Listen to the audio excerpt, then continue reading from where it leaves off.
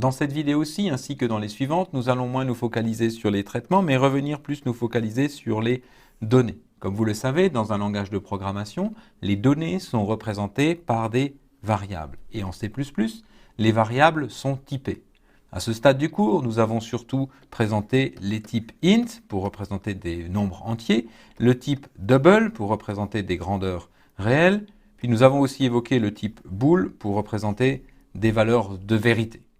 Ces types int, double, bool, que l'on appelle les types élémentaires, servent à représenter des données simples du monde comme des dimensions, des sommes, des expressions logiques. Mais comment faire pour des données plus complexes, plus structurées?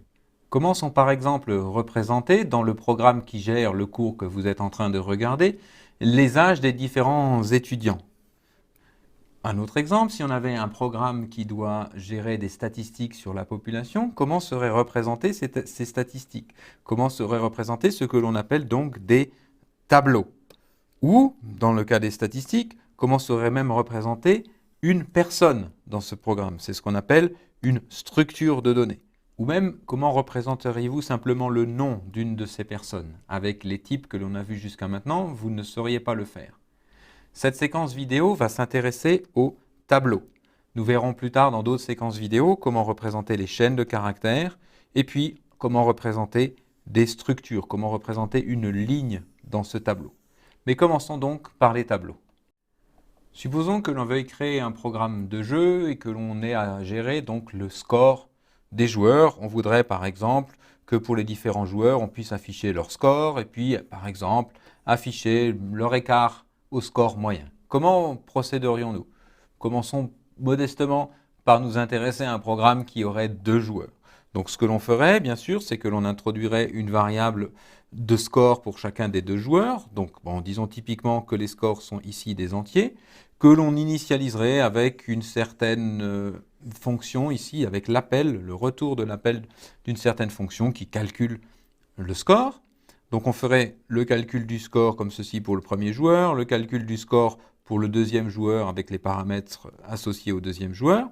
Et puis ensuite, donc comme on veut l'écart à la moyenne, on va calculer la moyenne des 2 joueurs en utilisant donc la fonction moyenne que l'on avait déjà illustrée dans des vidéos précédentes qui prendrait les scores de nos 2 joueurs. Ceci, on le stockerait donc dans une variable moyenne joueur de type entier. Et puis enfin, on pourrait donc par exemple afficher le tableau des scores en affichant le premier score et l'écart à la moyenne et en affichant ensuite le deuxième score et son écart à la moyenne. 2 joueurs, c'est déjà pas mal, mais la question c'est comment pourrions-nous améliorer notre programme pour passer à plusieurs joueurs? Il suffirait pour cela simplement d'utiliser plusieurs variables. Donc par exemple, si on voulait passer à 5 joueurs, on utiliserait alors typiquement 5 scores pour chacun des joueurs. On calculerait le score de chacun des joueurs avec leurs différents paramètres. Puis on calculerait la moyenne de tous ces joueurs en ayant ici cette fois-ci changé la fonction moyenne et en passant les 5 scores à notre nouvelle fonction moyenne, puis on écrirait comme ça le tableau des scores. Ici, tout bon programmeur, bien sûr, pense tout de suite naturellement à une boucle et va donc modifier cette partie-là du programme pour faire une boucle ici qui va aller du premier joueur au 5e joueur, de 1 en 1 pour tous les joueurs, et puis qui va afficher le score de chacun des joueurs et l'écart à la moyenne pour chacun des joueurs. La question, c'est comment le faire vraiment concrètement, parce que déjà, premièrement, l'écriture comme ceci, score i du programme précédent, ici, cette écriture n'est pas valable. Score i, c'est la variable qui s'appelle score i, mais ce n'est pas score 1, score 2. Donc ça, c'est quelque chose qui ne fonctionne pas. Ensuite, comment on voudrait faire si on passait à 100 000 joueurs?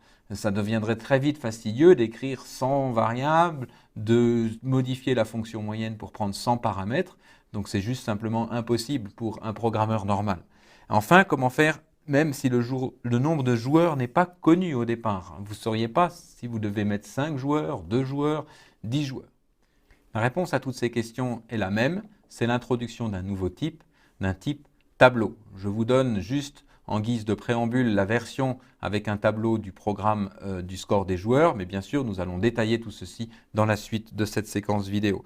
Donc on déclarerait un tableau de joueurs. Ensuite, on ferait ici une boucle. On retrouve donc cette notion de boucle pour calculer le score de chacun des joueurs. Puis, on calculerait ici la moyenne. Cette moyenne pourrait prendre un tableau de score. Et enfin, on aurait donc l'affichage du score final avec ici une boucle for qui parcourrait le tableau. Voyons donc ces différents éléments un par un.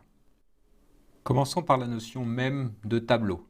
Un tableau, c'est une collection, un ensemble de valeurs qui ont toutes le même type. On parle de collection homogène pour dire qu'elles ont toutes le même type. Donc par exemple, le tableau des scores qui nous intéressait précédemment, si je prenais ici pour 4 scores, ça serait un tableau qui contient donc ici 4 entiers. J'ai décidé que mes scores étaient entiers. Donc c'est le tableau en question à tous les éléments de même type. Quand est-ce qu'on utilisera donc un tableau dans un programme? Lorsque l'on a besoin d'utiliser plusieurs variables de même type, comme par exemple les scores de notre exemple de jeu avec les joueurs.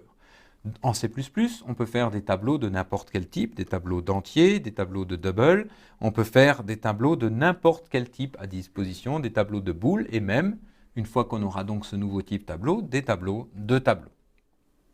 Il existe de façon très générale 4 sortes de tableaux en fonction de 2 questions.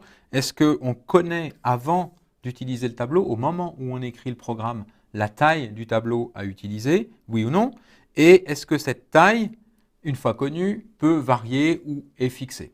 Examinons les différents cas tour à tour. Commençons par le cas où la taille n'est pas connue au moment où j'écris le programme et où la taille peut varier lorsque le programme se déroule. C'est typiquement l'exemple de l'ensemble des âges des étudiants qui suivent ce cours. Au début, j'ai aucune idée de combien d'étudiants vont être présents à ce cours. Et puis ensuite, à un moment donné, quand j'ai le tableau de tous les âges des étudiants à ce cours, on peut très bien avoir des étudiants qui se réinscrivent et donc rajouter des âges, ou malheureusement, on peut aussi avoir des étudiants qui quittent le cours et donc avoir des âges qui disparaissent. Donc on a ici le cas où la taille peut varier et elle n'est pas connue au préalable.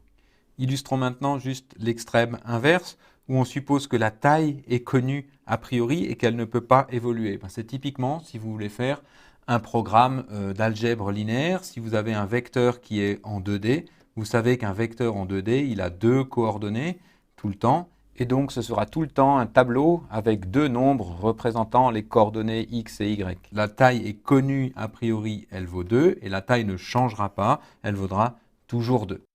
Pour le cas où la taille n'est pas connue au départ, mais une fois fixée, la taille n'évolue pas, on pourrait prendre l'exemple d'un jeu à nombre fixé de joueurs. On ne connaît pas au début combien on va avoir de joueurs, s'il y a 3 personnes qui vont participer au jeu ou 10 personnes, mais une fois que le nombre de joueurs est fixé, il est fixé, on n'a plus le droit de le varier. Donc ici, la taille n'est pas connue au départ, mais une fois qu'elle est connue, à ce moment-là, elle ne peut plus évoluer pendant que le programme se déroule. Enfin, le dernier cas, le cas peut-être un petit peu plus rare et plus difficile à illustrer, c'est le cas où on connaît effectivement la taille a priori au moment où on écrit le programme, mais où cette taille peut quand même varier. Ça serait typiquement si on voulait faire un programme qui stocke des statistiques pour, par exemple, le nombre de cantons dans un pays. C'est quelque chose qu'on connaît. Au départ, on a 26 cantons. Et puis peut-être un jour, il y a un canton de plus qui se créera où 2 cantons vont fusionner et donc le nombre diminuerait. C'est un cas un petit peu limite et j'avoue que effectivement, ce cas-là est beaucoup plus rare. 2 remarques complémentaires, enfin, pour conclure sur ce tableau.